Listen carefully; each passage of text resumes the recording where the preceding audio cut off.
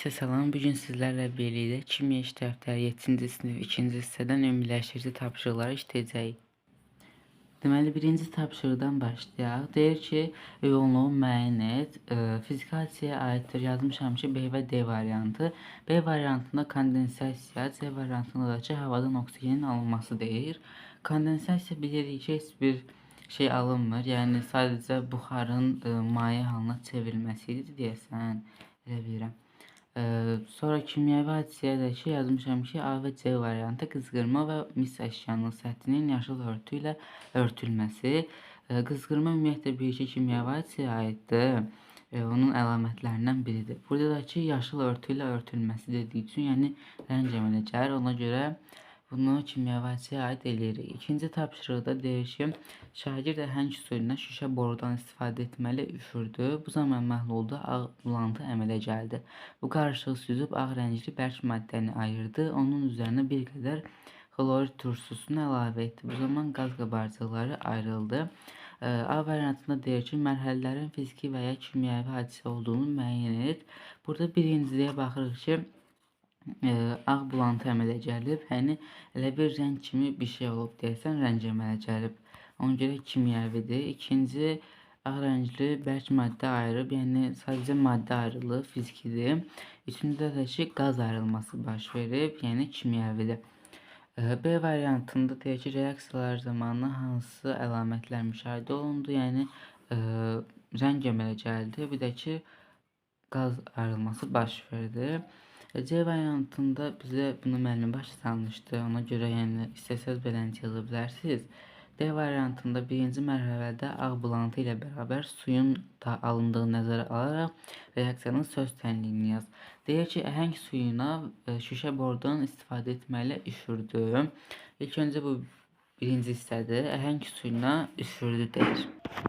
Bir də deyir ki, burada əhəng suyu və şüşə borusuna üfürür.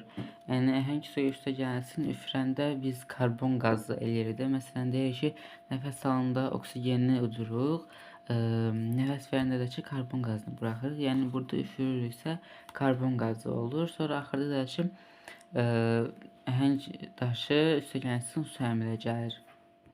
Tapşırıq 3-də deyir ki, cədvəldə müxtəlif maddələrin suda həll olması verilmişdir. Müsbət olan da həll olur, mənfi olan da həll olmur.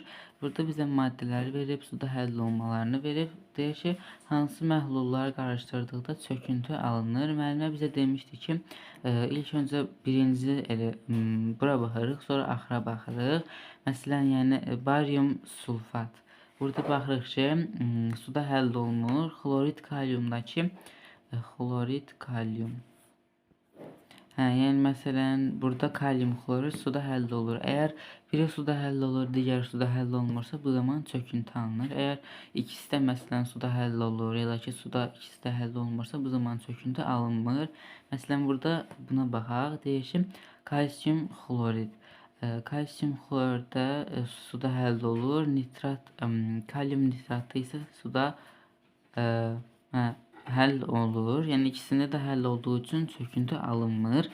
Bir də bunu seçmişəm ki, barium xlorid, kalsium nitrat. Barium xloriddə suda həll olur. Kalsium nitratda da ki, suda həll olmur. Yəni beləncə. Çöküntü alındığı reaksiyaların söz tənliyini yaz. Bu ikisinin söz tənliyini yazırıq ki, ilk öncə bunu köçürdürük, bu sözü.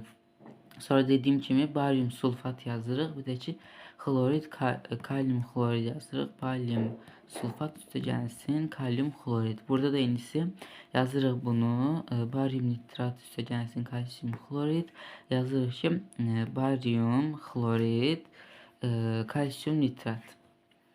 Tapşırıq 4-də deyir ki, kimyəvi reaksiyaların söz tənliyi formasında, kimyəvi reaksiyalar söz tənliyi formasında ifadə olunur.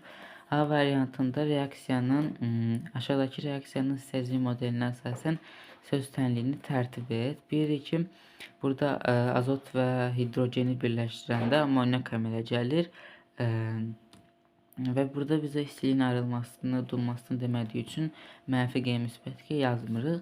B variantında da ki, aşağıdakı reaksiyanın söz tənliyini nəyə əsasən hissəcik modelə tərtib et. Hidrogen üstə gəlsin oksigen bərabərdir su. Bilirik ki, burada 2 dənə olur hidrogendən, oksigendən də 2 dənə olur. Birləşdirəndə su əmələ gəlir. Bunu əslində beləncə halını biz təbiət dərsində keçmişdik. Ona görə yəni bilirdik. Bugünkü dərsimiz bu qədər. Sağ olun.